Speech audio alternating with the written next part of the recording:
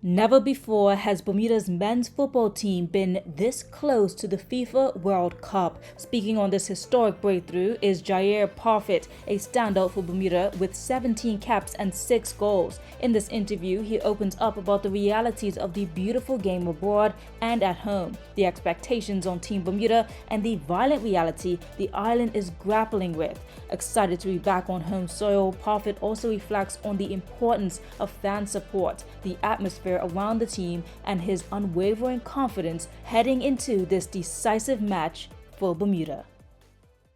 Great. So we're starting off this interview, kicking it off with Djair Parfitt, and we're going to be talking about the upcoming game coming right here in Bermuda on September the 5th, which is pretty exciting because I don't think Bermuda has ever gotten this far to making it to the World Cup before, and that's pretty momentous. So we're going to kick it off first with just a bit of icebreakers to get us started, get people to know you a little bit more.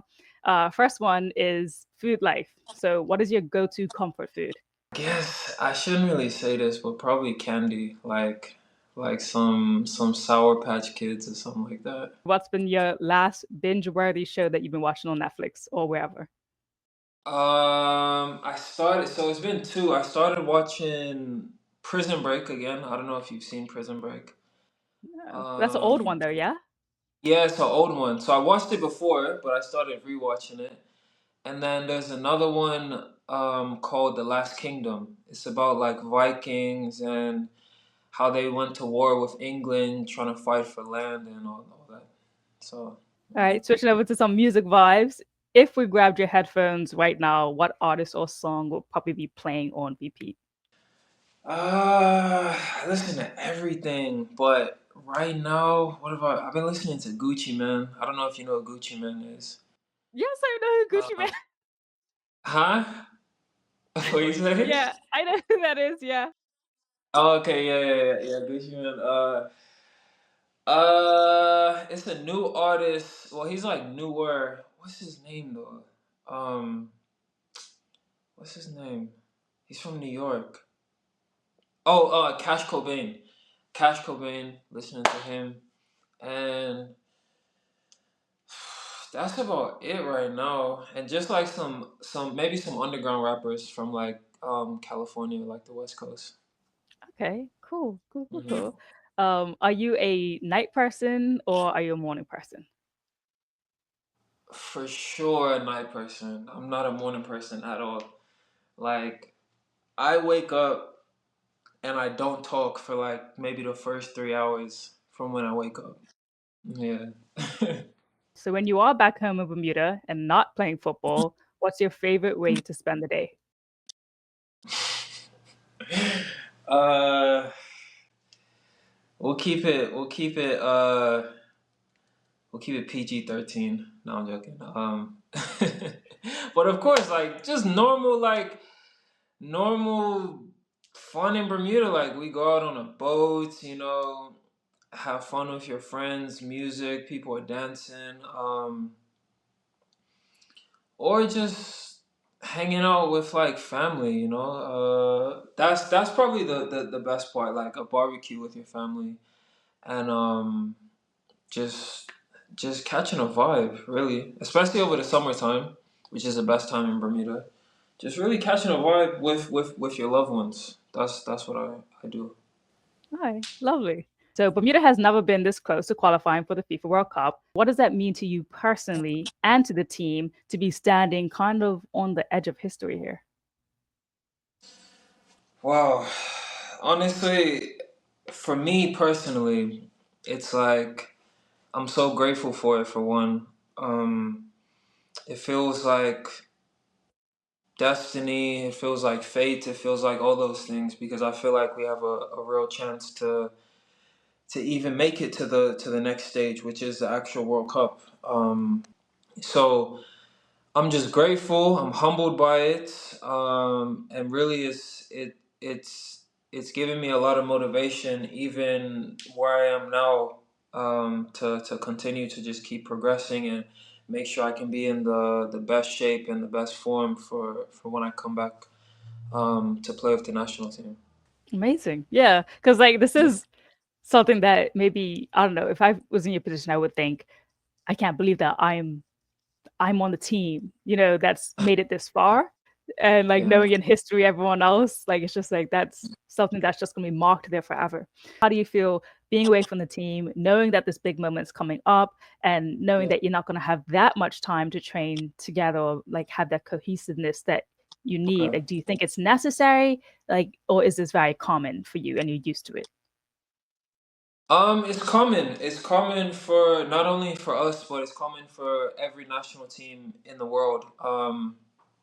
Every team, like when you have players playing in different countries or different groups, everybody only has a short amount of time to train with the actual national team. I think we arrived back in Bermuda on Sunday or Monday, and the game is maybe on Friday, and that's going to be the same for Jamaica. So it's not ideal. You wish you could train for longer, but everybody is in the same boat, so we can't like make excuses about it. And being away from the team, but we still keep in contact. We have a group chat all together, so we keep in contact with each other like throughout the year. Like people send funny stuff in there, like people check up on each other, happy birthdays, these sorts of things. But I look forward to it. Like, I get to see some of my boys that you don't get to see all the time, and it's normally good vibes. I can only speak from experience from playing in Europe. When you're living in a different country and you're away from like your friends, your family, from everybody, it's difficult mentally, and especially when you're not in your own culture. I always tell my teammates here at my team now, you guys are so lucky because you guys get to play in your own country all the time, and you can leave if you want to, but like you get to play in a good league in your own country, and you get to be around people that speak the same language as you, people that look the same as you, same culture, same mentality. So when I get to go back home to Bermuda, I feel like I get that privilege, and it makes me feel like I'm at home, and which is a good feeling. So that's what I would say.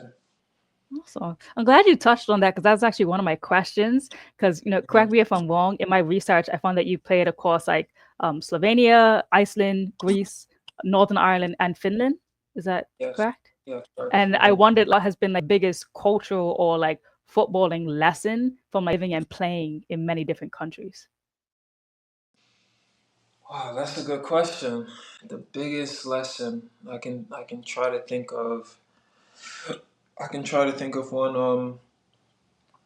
And I want to be honest, but I don't want to be too honest because I feel like some things I don't want to speak on publicly. But I would say like, especially as a foreigner, it's very very different. Um, you have to be almost twice as good as the players that are from the actual country that you're playing in, and I would say like mentally, you have to really be strong.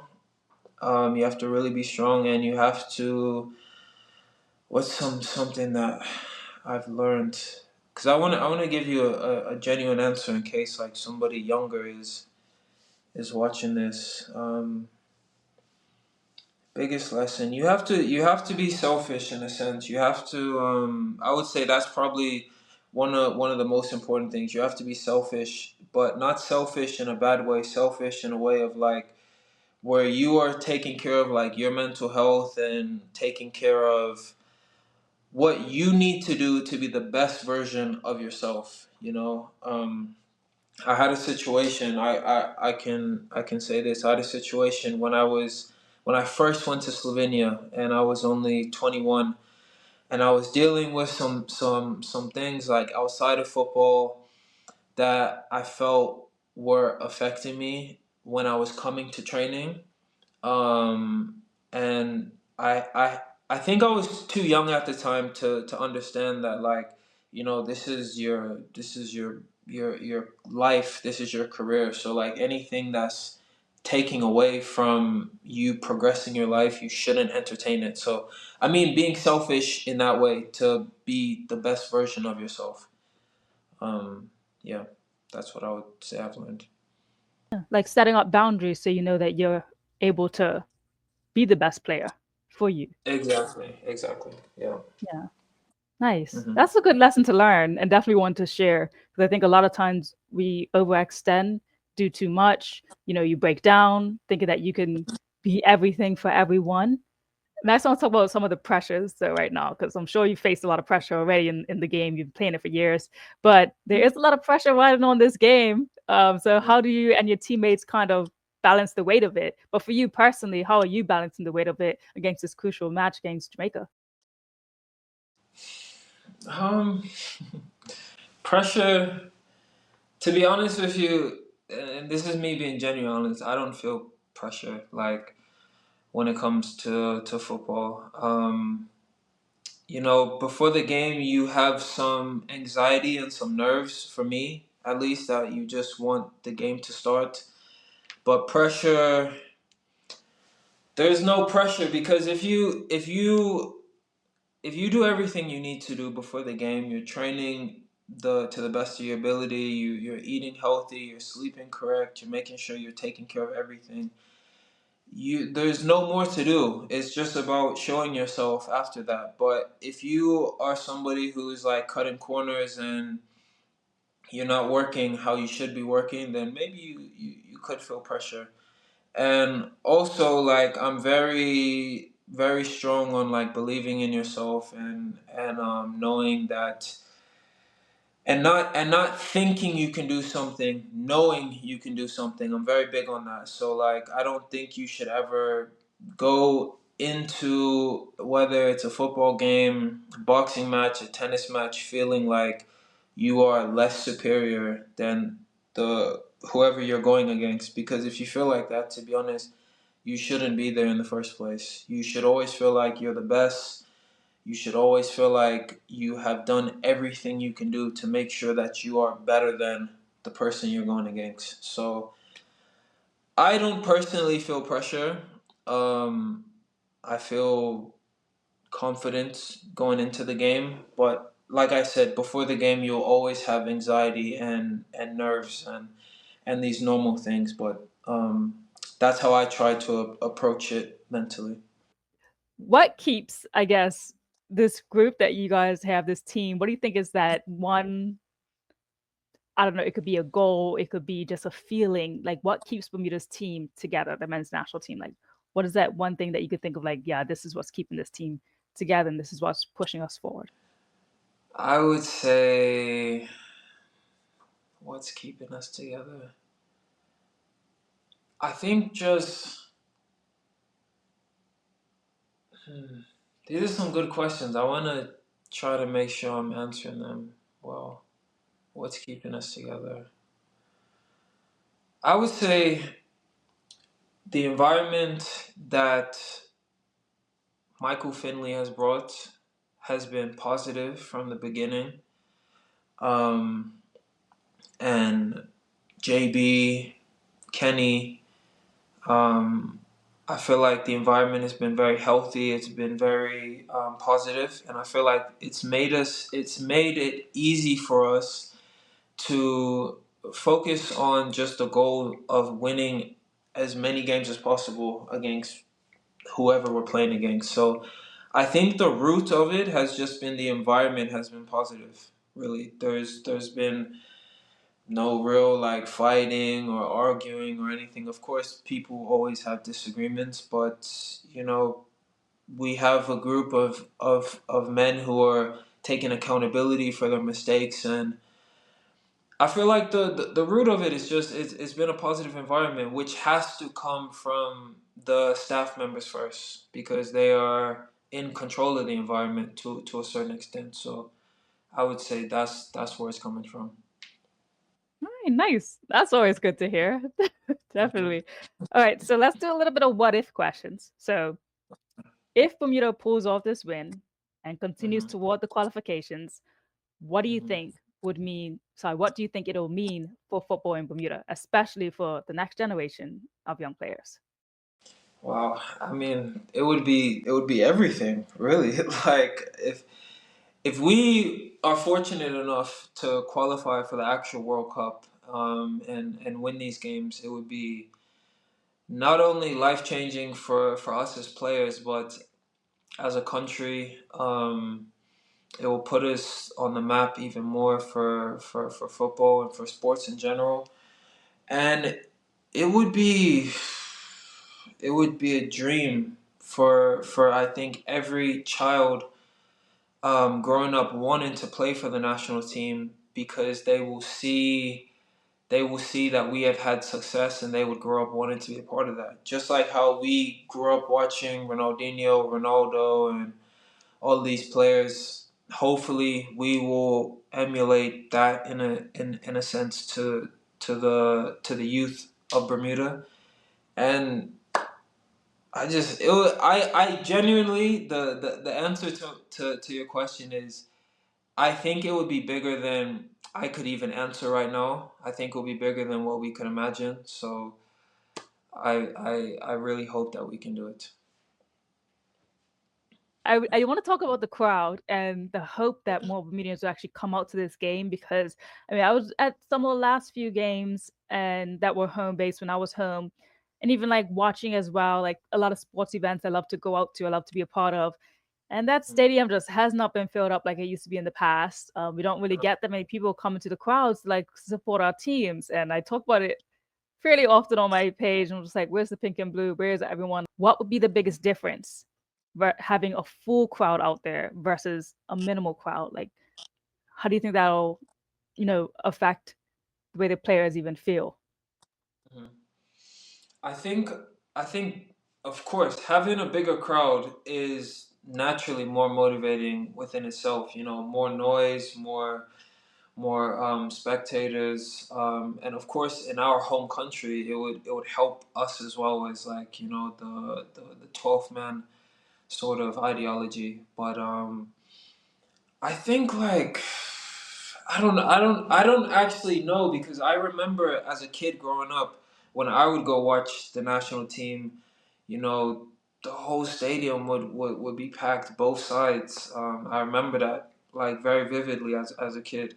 So I'm not sure what has transpired, that it's not like that at the moment, but hopefully with some of these teams that are going to be coming in, and some of the bigger name players that are going to be playing, will force people to want to come and watch, and hopefully we are able to win these games so people will stay watching. So that's all I can say. But that's a good question, because, like I said, I remember as a kid the stadium was packed all the time. I remember. So yeah.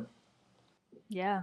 And for some reason, the numbers just aren't there like they used to be, which we Mhm. hope that'll change. I had some people saying to me, like, well, they're playing Jamaica. So, all the Jamaicans in Bermuda already got their tickets. And I've been like, that's so true. We need to get the Bermudians to get their tickets. Right. So talking a little bit more about you right now, I want to go into like what you recall about your first international goal for Bermuda and what that kind of meant to you. So take me there, the moment where you were and now how it feels representing Bermuda and like earning those goals and how they kind of maybe shape your identity as a playmaker on the team. Mhm. My first goal was in Bermuda. It was at home. I forget. I think it might have been against Saint Vincent, I believe. And I always tell my boy Zico Lewis, he's like my assist man. I think he's assisted like 3 out of my 6 goals. So um, he just gave me a great pass with his right foot. I brought it down. I did I believe I did like a right foot step over, and then put into the bottom corner with my left foot. But yes, amazing feeling. It's like I used the word fate and destiny earlier. I feel like that's what it's been. Growing up as a kid, I always used to watch the national team, and to now be on the field and remember myself in the stands watching is kind of surreal.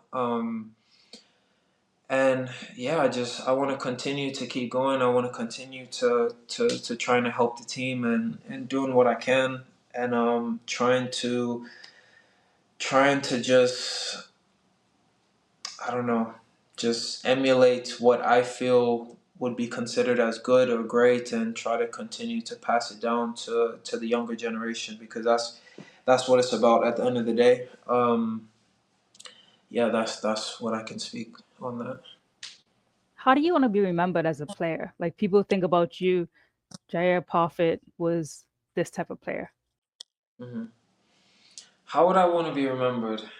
Uh, I would want to be remembered as a winner for sure.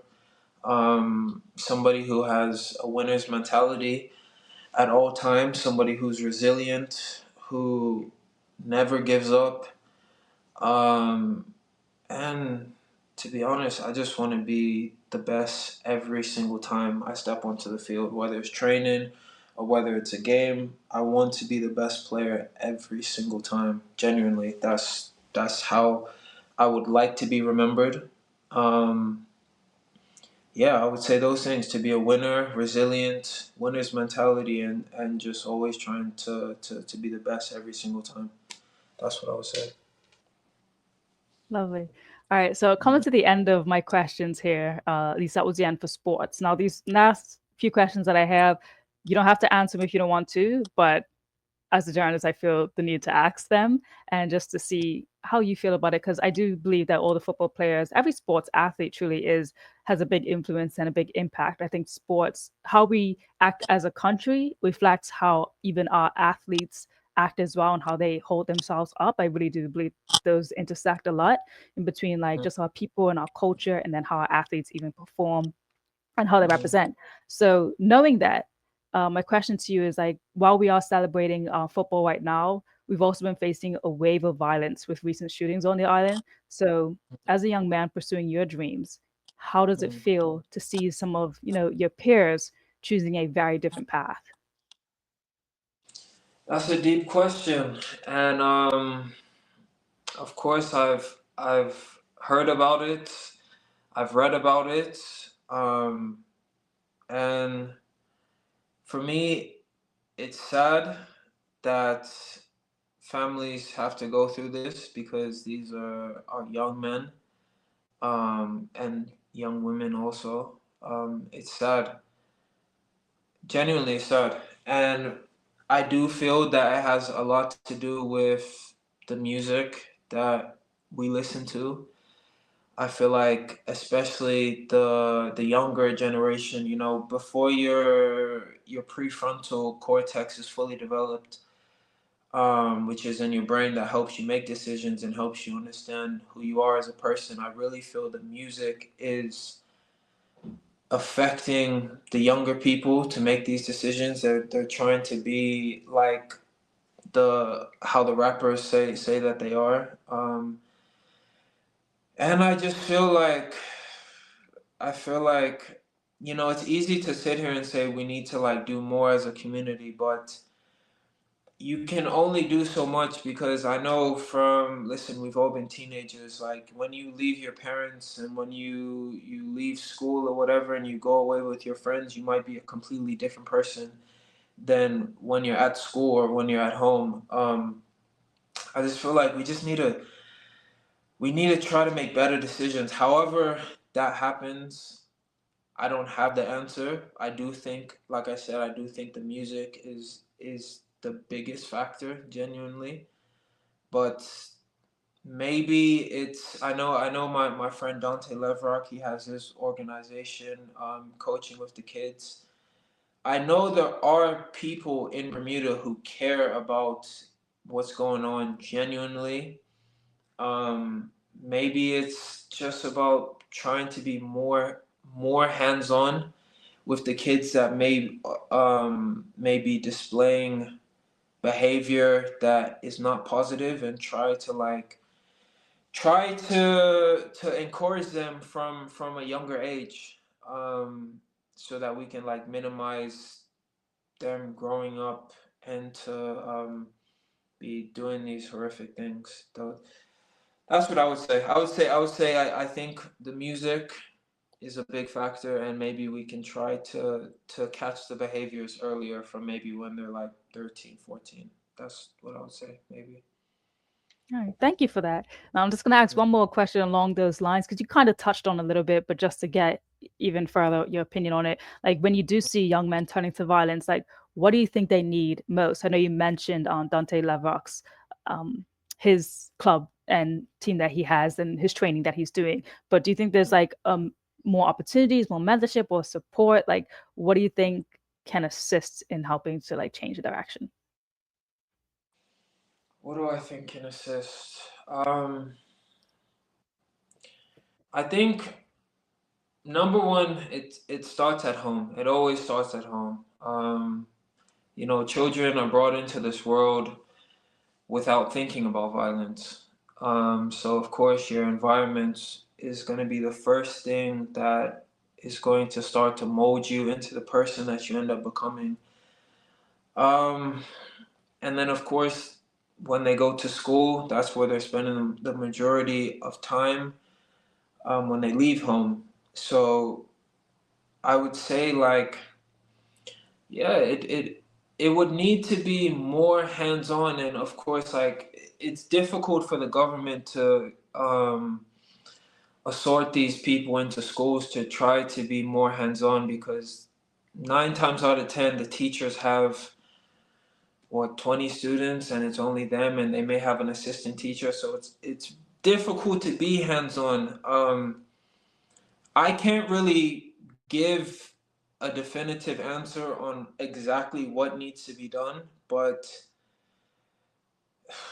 gosh, man, I think it's so complex. It's so complex because it's a psychological thing for somebody to grow up and wanting to do these things. There's so many different avenues that need to be taken, but it starts with the environment they're raised in. It starts with how much support they're getting when they go to school, and it's to do with the music they're listening to. I would say that those are like the main three things, and it's difficult though. It's difficult because parents are trying to survive in Bermuda.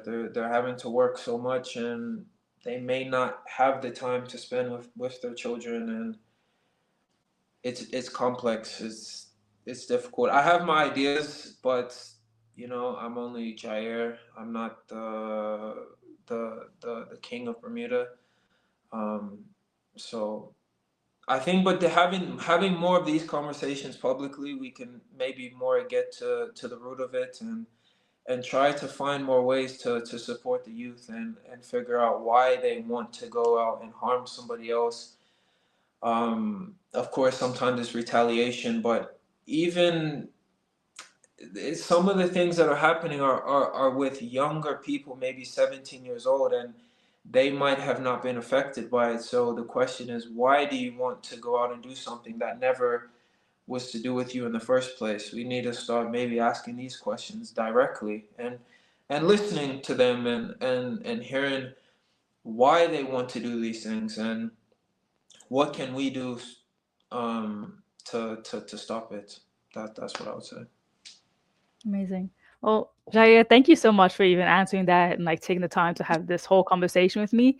Closing out, I normally like to ask this question. It's basically like, what haven't I asked you that maybe you want to mention, whether it be to the people of Bermuda or even just about yourself, but definitely turning in to these upcoming qualifications.